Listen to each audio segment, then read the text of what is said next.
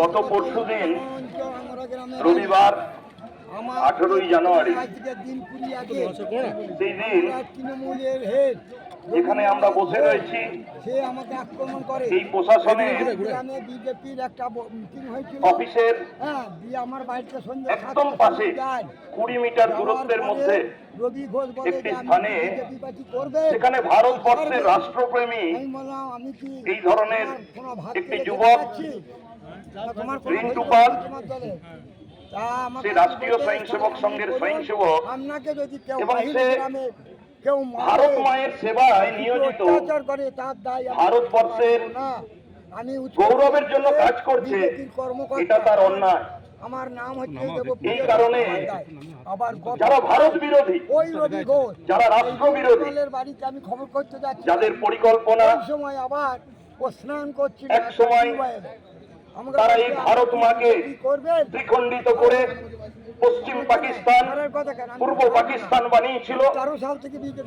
তারা আবার মাথা চারা দিয়ে কিছু প্রশাসনের সহায়তায় তারা আবার ভাবছে আগামী দিনে ভারতবর্ষকে আবার খণ্ডিত করবে। আর তার জন্য তারা যে স্থান বেছে নিয়েছেন সেটা ভারতবর্ষের এই পূর্ব ক্ষেত্রের পশ্চিমবঙ্গ। অত্যাচার এটা দেখার পর একজন সভ্য মানুষ কথা বলেছে, আমরা কষ্ট পেয়েছি। কতক্ষণ থাকবেন আজকে আপনারা এখানে? কতক্ষণ থাকবেন এখানে? ব্যাস আমরা কিছুক্ষণ আছি, ঘন্টাখানেক মধ্যে আমরা ডেপুটেশন দিয়ে দেবো। হ্যাঁ, যারা করেছে তাদের উদ্দেশ্যে কি বলবেন? যারা করেছে তাদের উদ্দেশ্যে আমি বারবার বলছি যে আমরা সহজে রাস্তায় নামি না, আমাদেরকে রাস্তায় দ্বিতীয়বার নামাবার প্রচেষ্টা করবেন না। আপনারা যে কাজ করেছেন, গর্হিত অপরাধ করেছেন, এই জন্য যদি ক্ষমা চেয়ে নেন সব থেকে ভালো সেটা করুন। এটা হলো আপনার নাম? অনিমেষ মুখোপাধ্যায়, বীরভূম বিভাগ কাটিয়ে।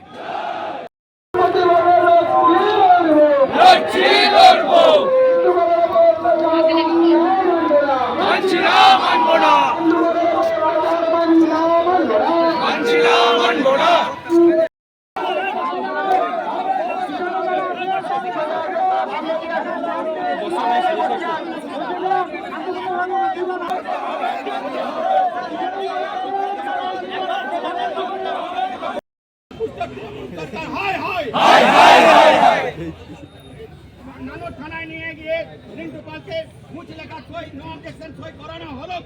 জয় শ্রীরাম, জয় শ্রীরাম। এই নানুরকে বাংলাদেশ হতে দিচ্ছি না, দিব না, দেবো না। এই জিহাদিরা সাবধান, সাবধান, সাবধান। এই জিহাদিরা সাবধান, সাবধান, সাবধান। এই জিহাদিরা